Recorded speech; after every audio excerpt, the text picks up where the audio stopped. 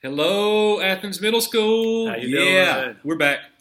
History department, we have been chosen, guys, to bring you the information on the student handbook, and we are going to specifically talk about student conduct here at school.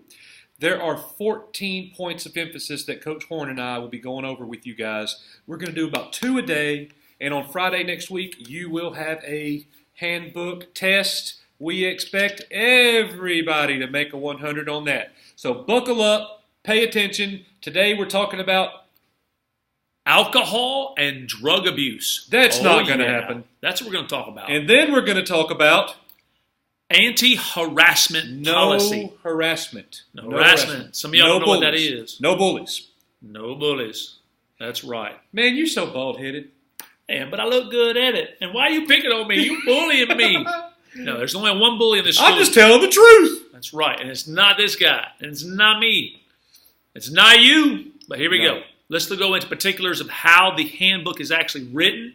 I'm going to read a little bit to you. If I get tired of myself reading, I'm going to stop and I'm just going to go off. So let us see what happens. Let's do this. You ready to go off? I'm ready. Here we go. I'm ready. So, principals and school officials are instructed to cooperate fully with law enforcement agencies and are to report to them any and all information that would be considered beneficial in their efforts to stem illegal drug use. Law enforcement agencies are permitted to make periodic visits to all schools to detect the presence of illegal drugs and may use any lawful means at their disposal to detect the presence of such substances. The visits will be unannounced to anyone except the superintendent and principal. Is that when they have dogs? Yeah. Dogs can come smelling everything. Who let the dogs out? All right, that's fun.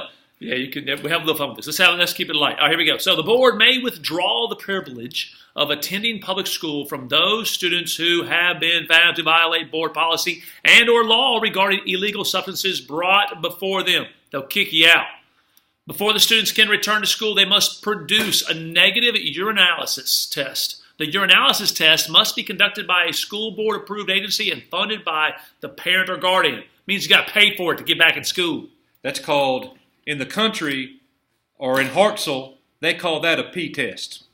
That's right. We're just keeping it real. A little pee-pee test. You got to pass that P test. Pee-pee test. I got to go pee-pee, Daddy. All right. So we're not going to get into all the specifics, guys. Or do you think we need to read all this right here? I don't know. Let's peruse over it. Go over it. Yeah. All right. So the sale and transfer of alcohol and drugs. Here we go. The sale, transfer, or attempt to sell or transfer of a controlled substance, narcotic, is a Class 3 major offense. Any person who sells or attempts to sell drugs or alcohol on this property will be subjected to criminal prosecution. The superintendent shall recommend for expulsion any student who violates this. Yes, and these are the drugs you could probably name. We went around the classroom. It's the drugs you can name is what they're talking about. Just remember that. Think about that. All right, let's look at the use and possession of it now.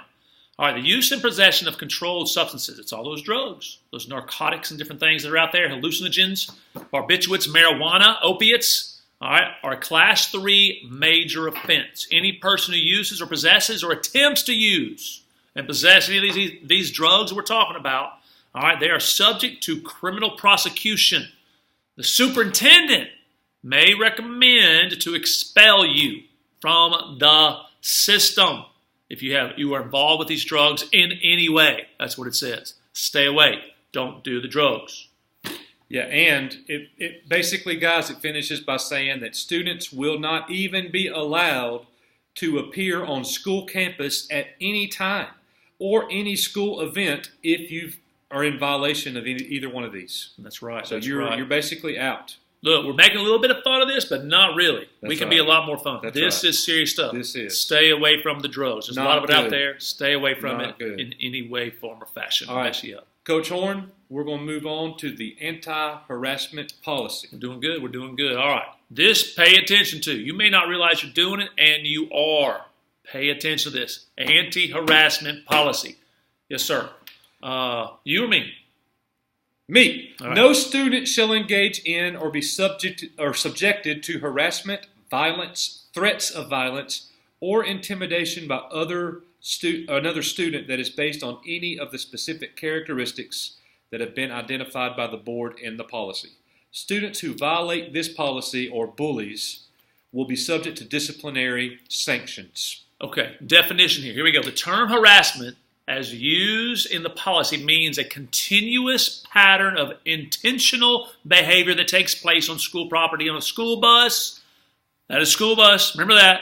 All right, and it's school-sponsored functions. That means stuff after school or elsewhere where it causes unreasonable threats and substantial disruption of what's going on in the classroom or the activity that's happening in or around the building or other buildings that's not in our town.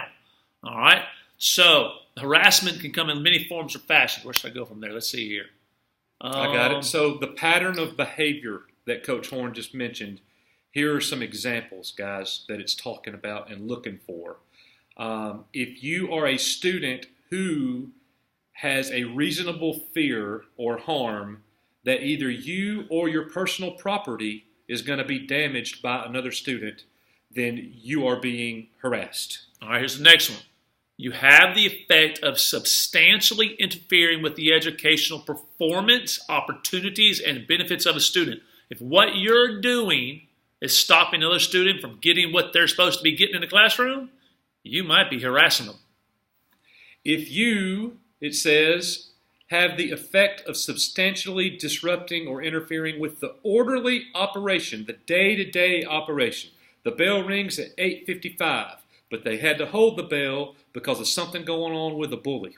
That's right. Something going on with harassment. So could it mean during breakfast time? Oh, yeah. Could it mean in the gym during before school? After school? Anytime. In the hallways. All right.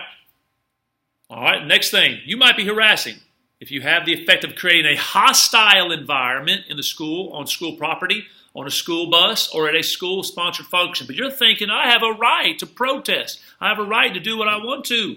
I have freedom of speech. No, you don't.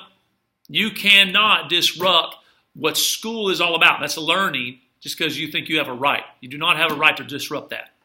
And the last one, guys, talking about the pattern of behavior, is if you are someone who, on another student, intimidates, threatens, or makes their situation an abusive educational environment. If you do that for another student, you are harassing, and you are subject to penalties from the Board of Education, guys, and expulsion. So am I allowed to call you names every day? No. Am I allowed to hit you on the arm every day? No. Can I hit you on the arm? No. No. Can I take your phone and lock it?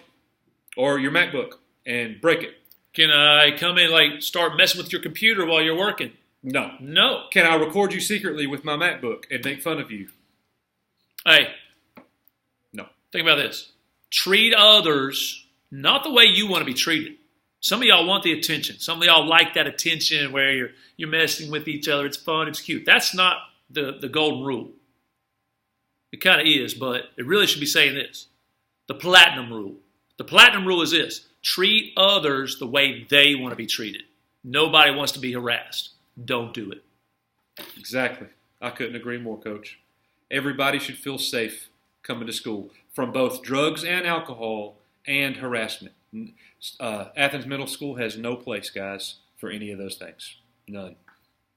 All right. Are we keep rocking and rolling here? I think we're going to stop here for the day, guys. Tomorrow, we are going to move into our next two indicators of student conduct, and we will be talking about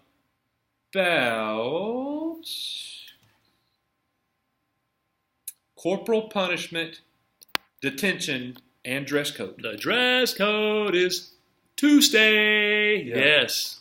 Here it comes. See y'all tomorrow. Hey, if you have any questions, ask your teachers what's going on. We'll show you the policy. See ya.